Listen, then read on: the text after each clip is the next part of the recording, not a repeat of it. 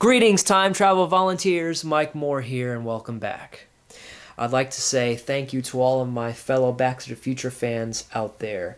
DDR USA, BTTF Spencer, and BTTF Channel, for all of your interest and support. It means a lot. All of us Back to the Future fans need to stick together and keep the Back to the Future ride dream alive.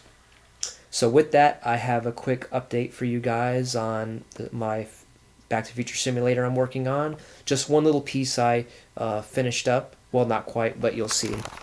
And that's this piece right here. The ride vehicle keypad. What do you think?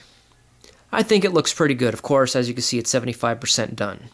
And this is actually very, very easy to make. Any of you out there can make this, whether you have any building or artistic skills whatsoever. Just cutting and gluing. So I just got the poster board from Target there, and I know the color might be a bit off, might be a bit lighter than the actual ride, but close enough for me, and I'm happy with it.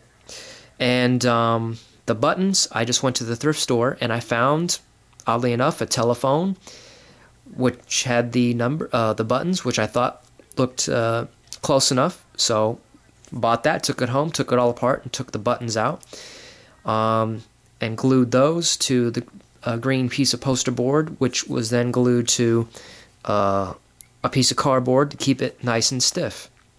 Now, of course, again, it's only about 75% finished because I know there's 4 more buttons. The only problem is this phone only left me with 2 more buttons. So I had all these buttons and then these 2.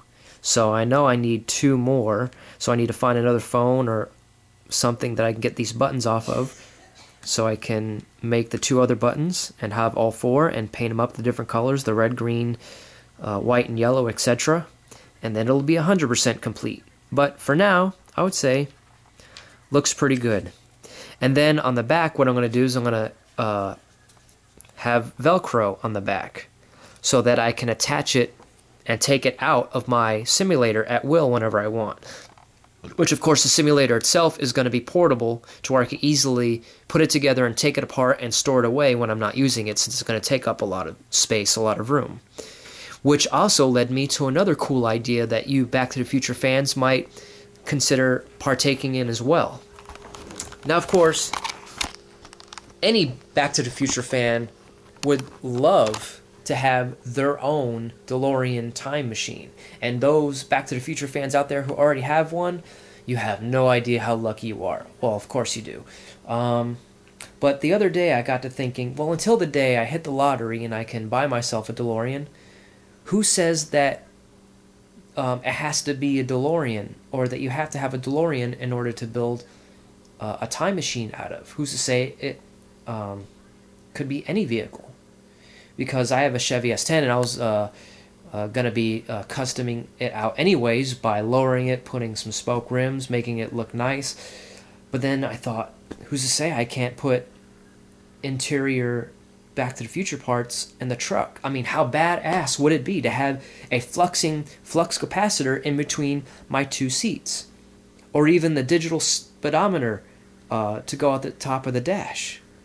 So that's when all the ideas and all the sparks started going off. Having a time display, anything your imagination can conceive, and any inspiration you can draw from the movie. And then even have the overhead console. And I thought about doing that and making that by just using poster board and drawing out the buttons and then painting them in with fluorescent paint so they'll glow in the black light.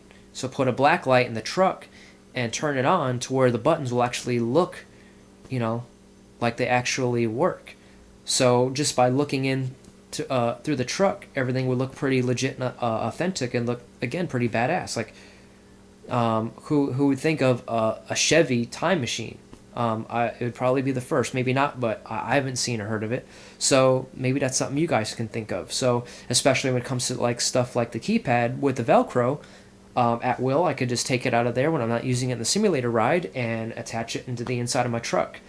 Which I'm thinking there'll be a couple of things that I'll make to where they're Velcro attachable to the inside of the simulator and put it in my truck. However, the flux capacitor, that's something that would stay, since in the simulator ride the flux capacitor is smaller and in the front, and then the bigger flux capacitor, that would just have to stay in the truck. You guys understand. So that's pretty much it for now.